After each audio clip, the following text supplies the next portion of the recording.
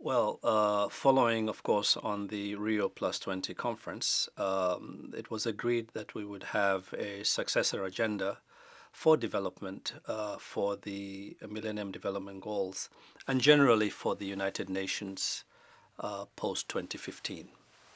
And in a build up to that, a couple of processes were agreed upon. The first being that we would have an open working group that would be put in place to look at the development of sustainable development goals. The second was that we would have another intergovernmental process that would look at the post-2015 development agenda. And that particular process will be starting in September of 2014. There was also a third process which really dealt with the institutional work that needed to be done to try to respond to the institutional needs for the new agenda, which included the high-level political forum, a reformed ECOSOC, and also to look at the financial aspects, the means of implementation. And so there was an international expert committee on sustainable development that was also set up. So these processes are already in motion.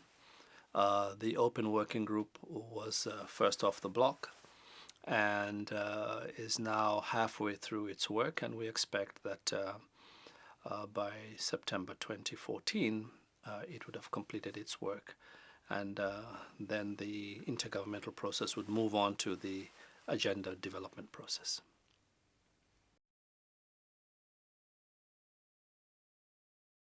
Well, the CFS is one of the core stakeholders in this process by virtue of the fact that it really represents the constituency of organizations, member states, civil society, private sector that are involved in the whole area of sustainable development, the fight against hunger, food security, and so on and so forth. So they represent what one would say is a pretty core part of the development agenda generally.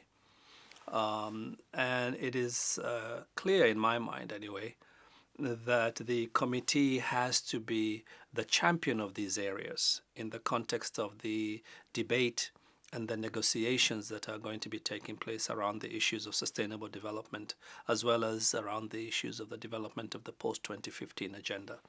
So the CFS is important. It brings to the table a very important constituency and grouping of stakeholders, but it also brings to the fore very important issues that need to be tackled as part of the future agenda for sustainable development.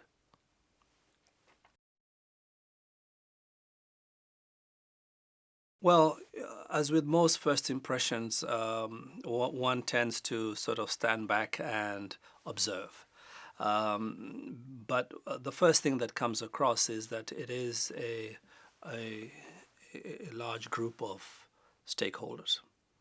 And interestingly enough, they're not all from the same ideological frame of mind on issues that have to do with the very subject in which the CFS is dealing with.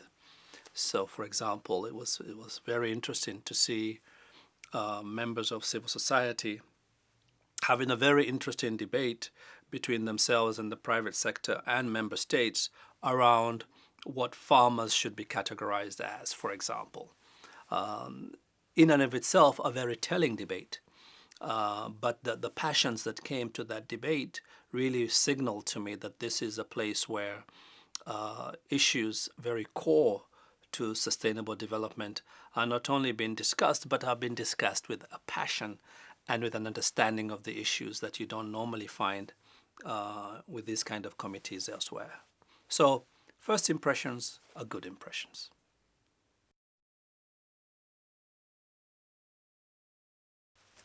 I happen to think that it'll be very important for the committee to get more directly engaged in the debate around the development of the Sustainable Development Goals. I happen to also think that they need to become proactive in how they engage in the intergovernmental process for the development of the post-2015 agenda. And in this context, I think in over the short term, it will require their direct engagement in New York with the Open Working Group, among other platforms that exist, including having side events that help bring to the New York community the reality of the CFS, because it's not known universally in that community.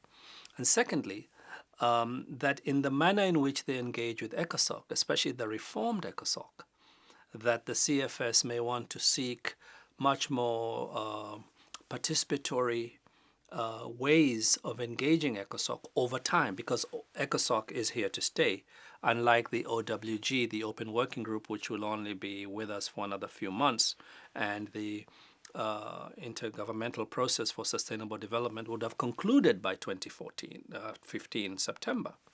So, but ECOSOC is revamped. It is looking to do much more serious work in the area of economic and social development. And the very issues that are of concern to the CFS are central to that particular agenda. And so I think that the CFS really needs to see to it that it's much more engaged in these processes moving forward.